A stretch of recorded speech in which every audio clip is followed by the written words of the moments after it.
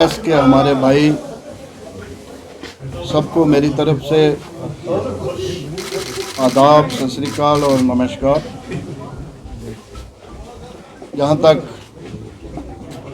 Kashmir press का ताल्लुक है, आज काफ़ी मुद्दत के बाद मैं आप लोगों के साथ रूबरू हो रहा हूँ, लेकिन हमारा और आपका रिश्ता जो है वो काफ़ी पुराना रहा। मैं CLP लीडर भी रहा, 6 साल स्पीकर भी रहा, तो मीडिया के साथ बहुत ही अच्छा तालमेल रहता था, डिप्टी चीफ मिनिस्टर भी। तो आज मैं काफ़ी देर के बाद आपसे रूबरू हो रहा हूँ। आज के जो हालात हैं, लोगों को काफ़ी मुश्किलातों का सामना करना पड़ रहा है। आज हमारी रियासत का दर्जा ख़त्म हो चुका है। वो रियासत जिसको स्पेशल दर्जा हुआ करता था, आज लोगों की ज़मीनें जा रही हैं, सरकारी नौकरियां नहीं मिल पा रही हैं, बेरोज़गारी बढ़ रही है बहुत, और महंगाई बहुत ज़्यादा बढ़ी हुई है। इन कारणों से रियासत का अवाम जो है काफ़ी मुश्किलात में है। इन हालातों में हम आपसे मिल रहे हैं। हम ये डिमांड करेंगे, हमारी पार्टी ये डिमांड करेगी कि जल्द से जल्द रियासत का दर्जा हमें मिलना चाहिए। ज़मीनों के हक जो हैं वो पहले की तरह, जैसे 370 टूटने के पहले जो हक हमें थे ज़मीनों के, नौकरियों के, दूसरी चीज़ों के, वोट डालने के, नुमाइंदा बनने के, चाहे वो सरपंच का हो, MLA का हो, MP का हो, लोकल लोग ही इलेक्शन लड़ पाएँ, बाहर के नहीं आए। और महंगाई पे कंट्रोल किया जाए, डेली वेजर, नीड बेसिस, इन सब को पक्का किया जाए। ये हम मुतालबा रखते हैं, हमारी पार्टी जो मुतालबा रखती है। उसके साथ साथ हमारे कुछ साथी, जैसे हम भी भटक गए थे। पिछले दिनों हमने कांग्रेस छोड़ के एक नई पार्टी में गए, जो कि हमारी एक बहुत बड़ी भूल थी। मैंने इसको कबूला है पहले भी, पब्लिकली भी और मीडिया के सामने भी, कि जिस पार्टी ने हमें पहचान दी, जिस पार्टी में हमने 35-40 साल काम किया, उस पार्टी को छोड़ के हमारी बहुत बड़ी भूल थी। क्योंकि कांग्रेस ही एक ऐसी जमात है जिसने एक लंबी जदोजहद के बाद, कुर्बानियों के बाद इस मुल्क को आज़ाद करवाया, और आज़ादी के बाद एक अच्छा संविधान दिया जिसमें सबको बराबरी के हकूक़ हैं उस संविधान में। और इस मुल्क को बनाया जहां बड़े बड़े नेशनल हाईवे, यूनिवर्सिटीज़, रेल लाइनें, हवाई अड्डे, कारखाने, हर शोबे में हॉस्पिटल, हर शोबे में मुल्क को आगे बढ़ाया। आज दुनिया के 4-5 जहां बड़े तरक्की याफ्ता मुल्क हैं, उनमें हिंदुस्तान का भी, भारत का भी नाम आता है। जो दुनिया के ताकतवर मुल्क 4-5 हैं, उनमें भारत का भी नाम आता है। ये सब कांग्रेस की वजह से ही हुआ। हमने दिल्ली में पिछले दिनों कांग्रेस ज्वाइन किया। कल आपको मालूम होगा लगभग 60 से ज़्यादा हमारे जो सीनियर लीडर्स थे, जिसमें कुछ लेजिस्लेचर भी थे, कुछ दूसरे सीनियर लीडर थे, उन्होंने जम्मू में ज्वाइन किया। लगभग 18 के करीब हमारे सीनियर साथी आज जहां कश्मीर में ज्वाइन करने जा रहे हैं। तो इसलिए हमने आपको तकलीफ़ दी है। और हमारी भारत जोड़ो यात्रा भी चल रही है, जिसका भारत भर में बड़ा अच्छा इम्पैक्ट पड़ा है।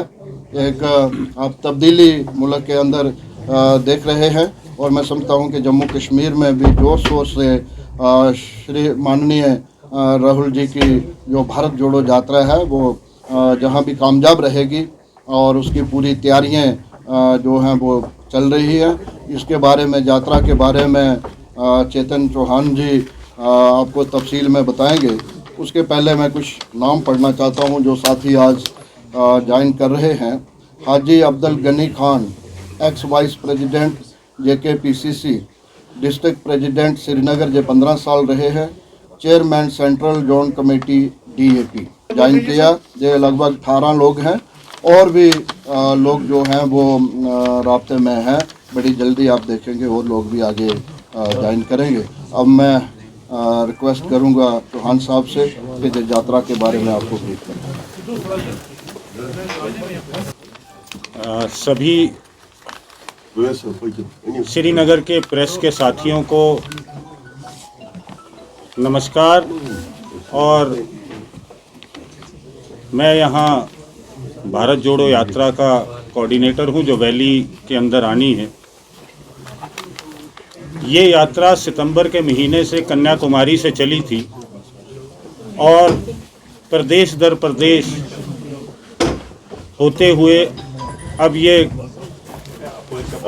कल जम्मू कश्मीर की सरजमी पर अपना पहला कदम रखेंगी।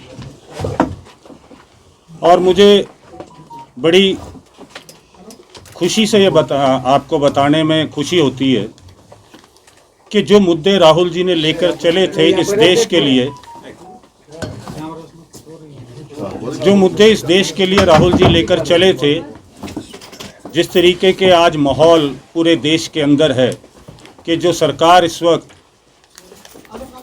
सेंटर में काबिज है, उन्होंने किस तरीके से इस मुल्क की जनता को बेवकूफ़ बनाया। और आज जो वायदे उन्होंने 8 साल पहले करे थे 2014 में, उनमें से एक भी वायदा पूरा नहीं किया। चाहे वो बेरोज़गारी का मामला हो, चाहे वो 2000 करोड़ नौकरियां 2 करोड़ नौकरियां देने का जो वायदा दिया था उन्होंने, वो पूरा नहीं किया किसी। और आज जो महंगाई के हालात हैं, जो 400 रुपये का सिलेंडर आज लगभग 1150-1200 रुपये तक पहुंच गया है। अलग अलग प्रदेशों में अलग अलग रेट है हर तरीके से। और अभी एक नई रिपोर्ट जो आप लोगों के सामने आई है कि जो गरीब और अमीर की खाई इतनी बड़ी हो चुकी है कि तकरीबन इस देश की सारी संपत्ति कुछ चुनिंदा परिवारों के पास है। ये जो मुद्दे थे, इन मुद्दों को लेकर किसानों का जो मुद्दा था, स्टूडेंट्स का जो मुद्दा था, उसको लेकर ये भारत जोड़ो यात्रा शुरू हुई। और एक समय था कि जब लोग ये कहते थे, शायद आपके मीडिया के लोग भी ये कहा करते थे कि ये यात्रा ज़्यादा लंबी नहीं चल पाएगी। परंतु देश के नागरिकों ने, साथियों ने और सब लोगों ने, इसमें सभी वर्गों ने, चाहे वो किसान थे, दलित थे, शोषित थे, पढ़े लिखे लोग भी इसमें आए, इसमें युवा लोग भी आए। और आज ये एक यात्रा ना रहकर एक बहुत बड़ा कारवां बन चुका है, एक बहुत बड़ा हजूम बन चुका है। और लोग अब राहुल गांधी की तरफ आशाओं की नज़रों से देखते हैं कि शायद इस यात्रा के माध्यम से आज इस सरकार कुछ नए फैसले ले और इस सरकार जो हमारी जनता को कुछ नई रियायतें दे सके। अगर मैं जम्मू कश्मीर की बात करूं, वैली की बात करूं, तो ये 27 तारीख को जवाहर टनल से होकर 27 तारीख को ये कश्मीर वैली के अंदर साउथ कश्मीर में सबसे पहले वहाँ से शुरू होगी और दूरू, वेरीनाग, कोकरनाग, अनंतनाग से होती हुई ये श्रीनगर के अंदर आएगी। और 30 तारीख को हम एक शेर कश्मीर इंडोर स्टेडियम में एक बहुत बड़ी एक जनसभा कर रहे हैं, जहां पर हिंदुस्तान की सारी पार्टियों के नेता जो इस भारत जोड़ो यात्रा को सपोर्ट कर रहे हैं, उसमें केवल कांग्रेस के नेता नहीं हैं। मैं इसमें एक चीज़ और जोड़ना चाहूँगा कि जिस तरीके से कश्मीर के अंदर बहुत सारी सियासी पार्टियों ने अपना समर्थन हमें दिया है, जिसमें फ़ारूक अब्दुल्ला जी ने और उमर अब्दुल्ला जी ने कहा है कि वो खुद यात्रा में ज्वाइन करेंगे, खुद साथ चलेंगे। महबूबा मुफ्ती जी ने भी हमें कहा है कि वो खुद इसमें यात्रा में साथ चलेंगी। हमारी शिवसेना जो यूनिट है ठाकरे जी वाला, उन्होंने कहा है। बहुत सारी कश्मीर की जो सियासी पार्टियां हैं, उन्होंने अपने अपने राय दी है कि हम राहुल जी के साथ और उनके कंधे से कंधा मिलाकर उनके साथ चलना चाहते हैं। तो 30 तारीख को इसका समापन समारोह है और 30 तारीख को हिंदुस्तान की सारी लाइक माइंडेड पार्टीज़ जो भाजपा से अपनी आइडियोलॉजी से, भाजपा की विचारधारा से अपने आप को अलग रखती हैं, वो सारे नेता यहाँ होंगे। और एक बहुत बड़ा मैसेज पूरे इंडिया को भी और पूरे वर्ल्ड को भी ये यहाँ से श्रीनगर से जाने वाला है कि अब हिंदुस्तान के अंदर इस तरीके की तानाशाही बर्दाश्त नहीं करी जाएगी और आने वाले समय में लोग इस यात्रा के माध्यम से बहुत बड़ी तब्दीली इस देश में लाएंगे, ऐसा हम सब का विचार है। सर